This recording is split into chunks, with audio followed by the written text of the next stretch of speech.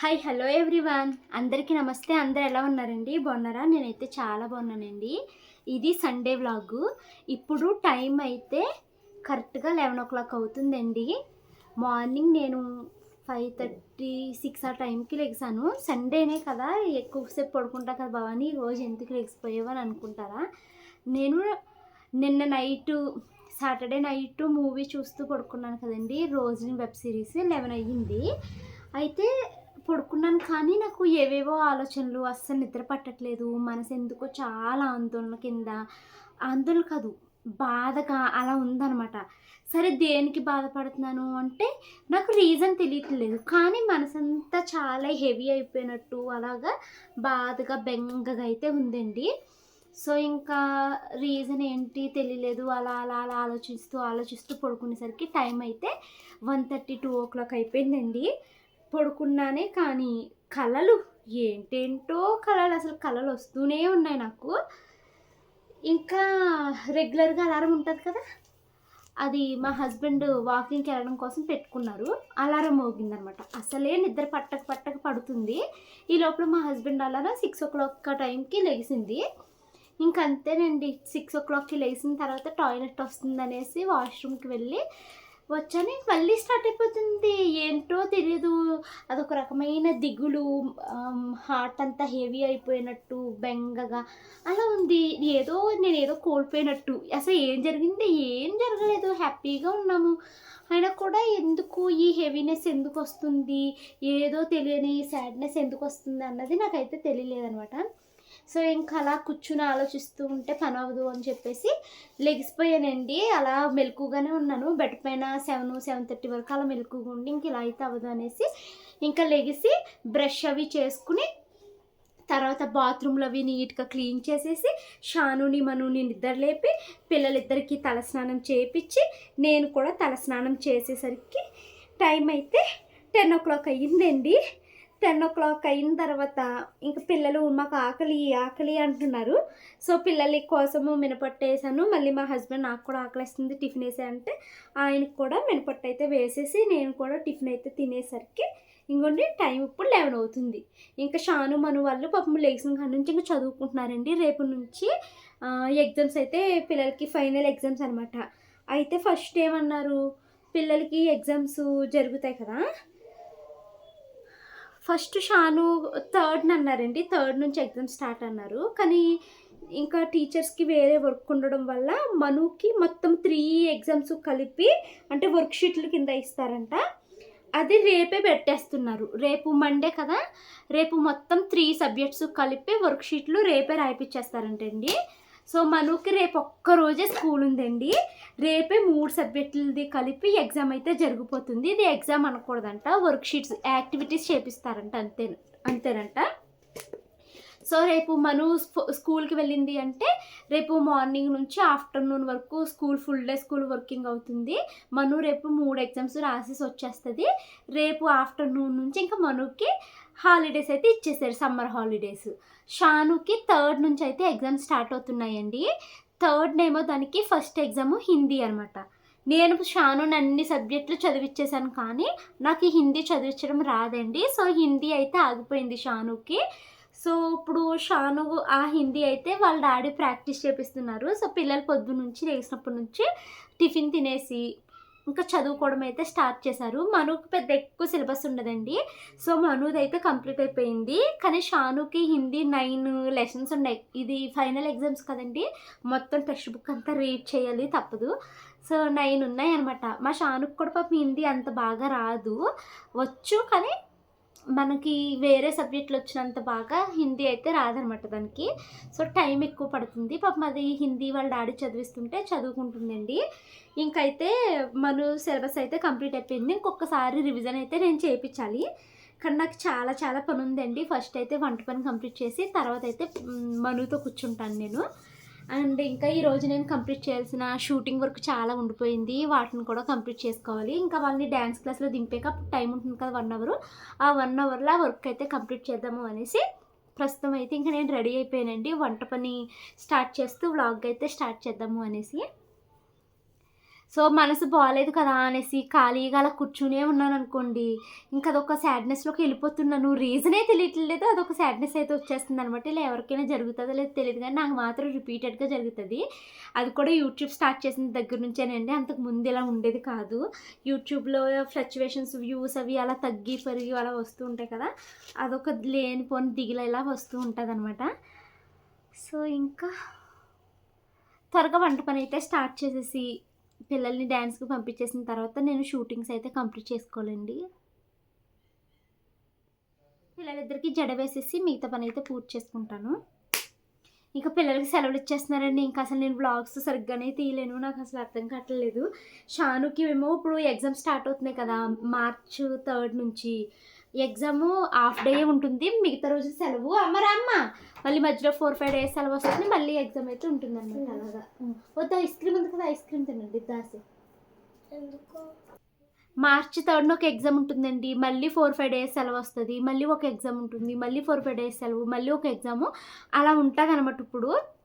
So maximum పిల్లలు ఇంక ఇంట్లోనే ఉంటారు. మను అయితే కంప్లీట్గా ఇంటిలోనే ఉంటుంది. రేపు ఒక్కరోజే మనుకి స్కూలు, రేపు షానుకి స్కూల్ లేదు, ఎల్లుండి ఎగ్జామ్ ఉంది అనేసి. సో ఇంకా వంట పని అయితే స్టార్ట్ చేస్తానండి.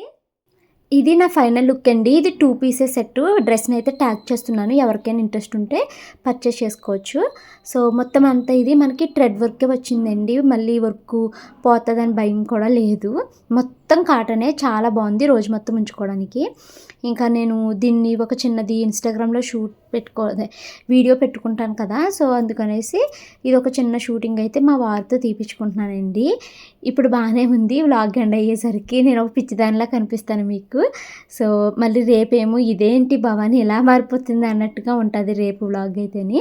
సో చిన్న చిన్న గొడవలు నాకు మా వారికి మధ్య అలా వస్తూ ఉంటాయి. వచ్చినప్పుడు చాలా ఎమోషనల్ అయిపోతూ ఉంటాను. ఇదంతా మీకు ఈరోజు ఈ వ్లాగ్లో కనిపిస్తుంది. సో ఈరోజు లంచ్లోకి అయితే నేను చికెన్ కూర అయితే వండుతున్నానండి. యాక్చువల్గా నేను చికెన్ కర్రీ వండి మను నాకు చికెన్ పలావ్ కింద కావాలని అడిగింది. సో అలా వండుదాం అనుకున్నాను, కానీ మా వారు చాలా తక్కువ చికెన్ అయితే తీసుకుని వచ్చారన్నమాట. ఇంక అందుకనేసి నేను అన్నం అయితే వండుతున్నాను. నేను ఈరోజు వంట పని అయితే చేస్తున్నాను, కానీ చాలా కోపంగా చాలా బాధగా అయితే ఉన్నానండి. దానికి రీజను మా హస్బెండ్ అనమాట. సమ్టైమ్స్ నాకు ఎలా అనిపిస్తుంది అంటే, మా హస్బెండ్కి నేను లాస్ట్ ఇంపార్టెన్స్ ఇస్తారేమో నాకు అని అనిపిస్తుంది. బట్ అది నిజం కాదు, నేనే అలా ఎక్కువగా ఫీల్ అవుతూ ఉంటాను అనుకోండి. నాకున్న కోపానికి, నాకు వచ్చే మూడ్ స్వింగ్స్కి నన్ను తట్టుకోగలిగేది కేవలం మా హస్బెండ్ మాత్రమే. మా హస్బెండ్ ప్లేస్లో ఇంకెవరైనా ఉంటే అసలు నన్ను ఎంత టార్చర్ చేద్దురా అని అనిపిస్తుంది. నేను అంత మూడ్ స్వింగ్స్తో సఫర్ అవుతూ ఉంటానండి. అదంతా రీజన్ యూట్యూబ్ అనే చెప్తాను. ఇంకా ఒక వైపు అయితే రైస్ పెట్టేశాను కదండి, మరొక వైపు అయితే నేను చికెన్ కూర అయితే వండుతున్నాను. చికెన్ చాలా తక్కువ తీసుకొచ్చారు. మార్నింగ్ ఆ విషయంలో నాకు కోపం వచ్చింది. తర్వాత వీడియో షూటింగ్ అంతా నేనే హెల్ప్ చేస్తాను, నువ్వేం ట్రైపాడ్ పెట్టుకోక్కర్లేదు అన్నారు. చికెన్ తీసుకొచ్చి బయటికి వెళ్ళిపోయి 1:30 ఆ టైంకి అయితే ఇంటికి తిరిగి వచ్చారండి. సో నా కోసము ఏమన్నా ఒక పని చేస్తాను అని దానికి ఇంపార్టెన్స్ ఇవ్వట్లేదు అన్నది నా మనసుకి చాలా చాలా బాధ అనిపించింది అనమాట ఈరోజు. సో ఇంకా రైస్ అయితే ఉడికిపోయిందండి, అన్నం అయితే వాచ్ చేస్తున్నాను. సో ఈరోజు ఈ వ్లాగ్లో ఓ భవాని ఒక పిచ్చిదానిలాగా మీకు కనిపిస్తుందేమో, బట్ నా ఎమోషన్స్ని షేర్ చేసుకోవడమే నా పని. నేను ప్రతి వ్లాగ్లో ఆ రోజు నాకు ఎలా ఉంది అన్న విషయాన్ని మీతో చెప్తానండి. ఈరోజు నాకు మిక్స్డ్ ఫీలింగ్స్ ఉన్నాయి, అవన్నీ ఇప్పుడు నేను మీతో అయితే మాట్లాడేస్తున్నాను, ఏమనుకోద్దు. టైం అయితే 4 o'clock అయ్యిందండి. ఆఫ్టర్నూన్ లంచ్ అయిపోయిన తర్వాత మా హస్బెండ్ షాను మను వాళ్ళు అయితే నిద్రపోతున్నారు. మార్నింగే లేపేసానండి పిల్లల్ని రోజు, ఎందుకంటే తలస్నానాలు వాళ్ళకి చేపిస్తేనే నేను స్నానం చేసి ఇంట్లో పనులు అయితే కంప్లీట్ చేసుకోగలను అనేసి మార్నింగే లేపేసాను. నైట్ పడుకునేసరికి కూడా 11:30 అలా అయిపోయింది అనమాట పిల్లలకి. సో ఇంకా వాళ్ళైతే భోజనం చేశారు, కానీ నేను మా ఆయన మీద కోపం వచ్చి భోజనం అయితే చేయలేదు. అంటే తిన్నాను, జస్ట్ ఏదో వాళ్ళతో పాటు పిల్లలతో పాటు కొంచెం పెరుగన్నం తిన్నాను, కూర అయితే వేసుకోలేదు. చాలా చాలా కోపంగా ఉంది మా ఆయన మీద నాకు ఈరోజు. ఎందుకు అంటే చికెన్ కానీ మటన్ కానీ తీసుకురండి అని షాపుకి పంపించాను, వెళ్ళారా ఏంటో మరి ఆ చికెన్ షాపుల్లోని మటన్ షాపుల్లో అసలు అమ్మట్లేదు అంటున్నట్టు లిక్కు అనేసి 2 ముక్కలు వేసుకుని వచ్చేసారండి. మళ్ళీ అదే కూర పొద్దునకి సాయంత్రానికి ఎక్కడ సరిపోద్ది చెప్పండి. ఒక్కోసారి అండి ఎర్రి బాగులోలా చేస్తాడు మా ఆయన. నేను మీ ఆయన గురించి అలా చెప్తున్నాం ఏంటి బాబు అని అనుకోకండి, నేను చెప్తున్నాను అంతే. చికెన్ షాప్కి వెళ్ళారండి కూర తీసుకుని వస్తాను అని. ఇప్పుడు చికెను పొద్దునకి సాయంత్రానికి అన్నప్పుడు ఎంత కూర తీసుకుని రావాలి చెప్పండి? 1 కేజీ అయినా తీసుకురావాలి. పోనీ అర కేజీ ఫుల్లుగా అయినా తీసుకుని రావాలి. షాప్‌కి వెళ్ళి లిక్కు అంట 4 ముక్కలేసుకొని ఇంటికైతే వచ్చేసారు. ఆయన కూర తెస్తారు కదా! పిల్లలేమో చికెన్ బిర్యానీలాగా చెయ్యమ్మా అని అడిగారు కదా అనేసి నేనేం చేశాను, బోలెడు ఉల్లిపాయలు కట్ చేసేసుకొని ఉంచేసాను. లిక్కు అంటే 4 ముక్కలేసుకొని ఇంటికొచ్చేసారు. బాబోయ్! ఇన్ని ఉల్లిపాయలు కట్ చేసేసాను, ఇంతే తీసుకొని వచ్చారు ఏంటి అనేసి మిగతాది అదంతా ఉల్లిపాయలన్నిటిని కవర్లో కట్టేసి ఫ్రిడ్జ్‌లో పెట్టేసి వండేసాననమాట కూర. ఇంత తక్కువ తీసుకొచ్చావేంటి అంటే తింగరోడా ఏమో నాకు అర్థం కాదండి మా ఆయన. నువ్వు తినడం మానేసి అనేసి అన్నారు. అంటే నన్ను ఏడిపించడం మా ఆయనకి చాలా ఇష్టం అనమాట. సరే మానేసే అన్నావు కదా, అందుకనేసి నేను అన్నమే తినలేదండి. కొంచెము తిన్నానన్న పేరుకి పెరుగన్నం తిన్నాను. కూర కనీసం ఎలా వచ్చింది ఏంటి ఏమి చూడలేదు. అలా అయితే తినేసాను. ఇంకా నైట్కి మటన్ తీసుకొస్తాను, నీకు ఇష్టం కదా కైమా తీసుకొస్తాను అన్నారు. నాకు ఏం వద్దు, నువ్వు ఏమైనా తెచ్చుకున్నావు అంటే నీకు నువ్వు వండుకో, లేదా వండేసి ఇంకో తెచ్చుకో తప్పించి నేనైతే ఇక వంట అయితే చేయను అన్నాను. తర్వాత అయితే మా ఇంట్లో అతివృష్టి లేకపోతే అనావృష్టి. ఫ్రూట్స్ తెచ్చారనుకోండి, నాకు ఎక్కడ పెట్టుకోవాలో తెలియదు, అన్ని ఎక్కువగా కొనుక్కొని వచ్చేస్తారు.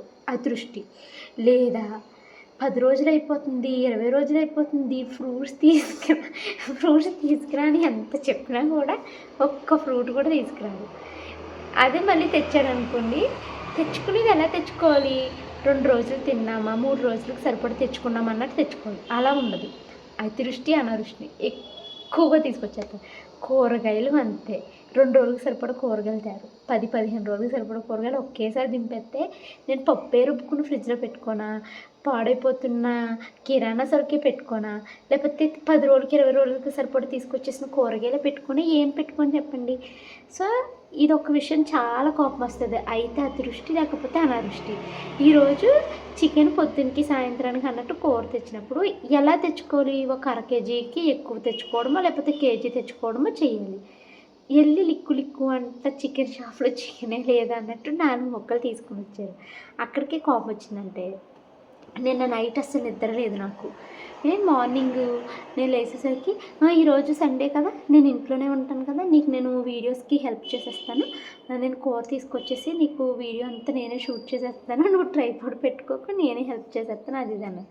సరే ఆయన షూట్ చేస్తున్నాను అన్నారు కదా, సరే అనేసి కొత్తది డ్రెస్ వేసుకున్నాను, ఈ డ్రెస్ను కూడా మనం ట్యాగ్ చేస్తూ ఉంటుంది అన్నట్టు నేను మంచిగా రెడీ అయ్యి ఆయన వస్తారేమో అని ఉల్లిపాయలు అవి కోసుకుని వెయిట్ చేస్తే చికెన్ మొఖానికి పడేసి బయటికి వెళ్ళిపోయి 1:30కి వచ్చారు.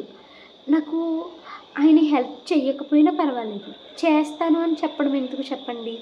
తర్వాత నాకు ఎక్కువ ఎక్కడ బాధ వస్తుందంటే, నేను ఎందుకు ఎవరి కోసం ఇంత కష్టపడుతున్నాను, ఎందుకు గుర్తించరు తను, అది నాకు చాలా బాధ అనిపిస్తుంది. గుర్తిస్తాడు, కాకపోతే ఇప్పుడు ఇంటి పనుల్లో చాలా హెల్ప్ చేస్తారండి. కూరగాయలు కట్ చేయడం ఏంటి, నాకు తలపోటు వస్తుంది అంటే నన్ను హాస్పిటల్కి తిప్పడం ఏంటి, లేకపోతే ప్రతిరోజు నాకు ఎడిటింగ్ లేట్ అయిపోతుంది అనేసి ఇల్లు మొత్తం శుభ్రం చేసే విషయం ఏంటి, ఇలా అన్ని పనుల్లో చాలా హెల్ప్ చేస్తారు. కానీ వీడియో షూట్ చేస్తానంటారండి, అన్నారు కదా అనేసి ఏమండి వీడియో తీయటకు రండి అన్నా అనుకో, ఆదివారం ఒక్కరోజే నేను ఇంట్లో ఉండేది, విసిగిచ్చేస్తుంది అంటారు. ఇప్పుడు నువ్వు అడగకపోతే నేను మిమ్మల్ని అడగను కదా వీడియో షూట్ చేస్తాకి రండి అని, నువ్వే వీడియో షూట్ చేస్తాను అంటావు. సరే చేస్తానన్నావు కదా అని పిలిచాను అనుకో, ఒక్క నిమిషం ఖాళీగా కూర్చొని కదా అని కొనుక్కుంటాను. నువ్వు అడగడం ఎందుకు, నువ్వు అడిగేవని నేను పిలవడం ఎందుకు, అసలు నువ్వు మాట్లాడుకుంటూ సైలెంట్గా ఊరుకుంటే నేను ఆ ట్రైపాడ్ పెట్టుకుని ఏదో ఒకలాగా చేసుకుంటాను కదా. నాకు మెయిన్ బాధ వచ్చేస్తుందండి. ఈరోజు మీ దగ్గర నవ్వుతూ మాట్లాడుతున్నాను కానీ చాలాసేపు ఏడ్చి ఇప్పుడు నార్మల్ అయ్యానమాట. ఎక్కడ బాధ వస్తుందంటే, నేను ఎవరి కోసం కష్టపడుతున్నాను, నా ఫ్యామిలీ కోసమే కదా, తన కోసమే కదా, తను ఒక్కడ ఇబ్బంది పడుతున్నాడనే కదా కష్టపడుతున్నాను. నేను కూడా ఎంతో కొంత సంపాదిస్తే కొంచెము త్వరగా అనుకున్న గోల్స్ని మేము అచీవ్ చేయగలుగుతామనే కదా కష్టపడుతున్నాను. కానీ కొంచెం చిన్న హెల్ప్ అండి, ఇప్పుడు నాకు కాళ్ళు లాగేస్తున్నాయి, అస్తమాను ట్రైపాడ్ని కిందకి అడ్జస్ట్ చేసి పైకి అడ్జస్ట్ చేసి ఇలా తీసుకునేదేదో ఆయన వచ్చి తీసారనుకో 1 మినిట్లో అయిపోయే పని, నేను ట్రైపాడ్ని అడ్జస్ట్ చేసుకుని తీయాలంటే 10 నిమిషాలు పడుతుంది. ఒక చిన్నది ఫోన్ పట్టుకుని వీడియో తీయడానికి అంత నసుక్కుంటా విసుక్కుంటా లేకపోతే చిరాకు పడతా అలా ఉంటారు కదా. ఎవరి కోసం కష్టపడుతున్నాను, ఎందుకు కష్టపడుతున్నాను, సపోర్టే లేదు, తిట్టుకుంటున్నట్టు చేస్తాడు. ఒక్కోసారి అది సరదాగా తిట్టుకుంటున్నారా, లేకపోతే నిజంగానే తిట్టుకుంటున్నారా, నాకేం అర్థం కాదు. ఆ విషయం అయితే నాకు చాలా చాలా బాధ అనిపిస్తది. సో, ఇంకా ఏడుస్తాను. మళ్ళీ నాకు నేనే సరే ఇంకెందుకొచ్చిందిలే, అయినంత వరకు చేసుకుందాము. అంటే నా హెల్త్ నాకు సహకరించి, నా కాలు నాకు నొప్పి రానంత వరకు, నేను ఎంతవరకు చేయగలిగితే అంతవరకు చేసుకుందాము. చేయలేని రోజు వదిలేద్దాము. 10 నిమిషాల వీడియో తీస్తే అదే పెడదాంలే. పెట్టడం అయితే మానలేను. ఎందుకంటే ఇది మానేసి నేను ఉండలేను. నేను చాలా చాలా చాలా కష్టపడి నిలబెట్టుకున్న ఛానల్ అండి ఇది. నేను దీన్ని వదలలేను. అలాగని ఇంక తనని హెల్ప్ అయితే అడగదలుచుకోలేదు. చాలా చెప్పాలని ఉంది, అన్నీ చెప్పుకోలేకపోతున్నాను అంతేనండి. నేను ఇంకా తన మీద డిపెండ్ అయ్యేది 2 విషయాలు. షూటింగు, వీడియోస్ని షూట్ చేసే విషయంలో, వీడియోస్ దిగుతున్నప్పుడు కొలాబరేషన్ అయినప్పుడు కంపల్సరీ నాకు ఫొటోస్ మంచిగా తీసేది కావాలి. ఈ విషయాల్లో నేను తన మీద డిపెండ్ అవుతాను. ఇంకా ఇది కూడా నాకు నేనే సెల్ఫ్గా షూట్ చేసుకోవడం నేర్చుకోవాలి, సెల్ఫ్గా ఫొటోస్ తీసుకోవడం నేర్చుకోవాలి. ఇంకా నేను ఇందులో కంటిన్యూ అవ్వాలి అనుకుంటే నాకు నేను సెల్ఫ్గా చేసుకునే ఫలమైతే చేసుకోవాలి. చేసుకోగలిగేంత వరకు చేసుకుంటాను. లేని రోజు ఇంక వదిలేస్తానండి. తను అర్థం చేసుకోలేనప్పుడు ఇంక నేను ఇంతకు మించి కష్టపడలేనేమో అని నాకు అనిపించేస్తుందనమాట. హాయిగా పడుకున్నారు. ఇంకా లేపాలి. 4:15 అయిపోయింది. పిల్లలిద్దరికీ డ్యాన్స్ క్లాస్ ఉంది. వాళ్ళిద్దరిని డ్యాన్స్ క్లాస్కి పంపించేసి నాకు ఇప్పుడు కంప్లీట్ చేయాల్సినవి 4 షూటింగ్స్ ఉన్నాయండి. డ్రెస్ కొలాబరేషన్ షూటింగ్స్ ఒకటి, సారీ కొలాబరేషన్ షూటింగ్ ఉంది. అవి షూట్ చేయాలి. మళ్ళీ వాళ్ళకి నేను రిటర్న్ పంపించానమాట. ఆయన ఉంటారు కదా, ఆయన షూట్ చేస్తారేమో అనుకున్నాను, కానీ ఇంకా నాకు అసలు అడగబుద్ధి కావట్లేదు. ఏదైనా నాకు నేనుగా ట్రైపాడ్ పెట్టుకుని నాకు నేనుగా తీసుకోవడానికి ట్రై చేస్తాను. వాళ్ళని పంపించేసి సెల్ఫ్గా నాకు నేను తీసుకోవడానికి అయితే ట్రై చేస్తానండి. ఇంకా లేపుతాను, లేపి వాళ్ళని పంపించేస్తాను.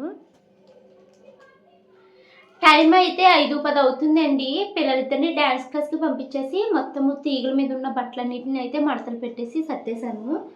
ఇప్పుడైతే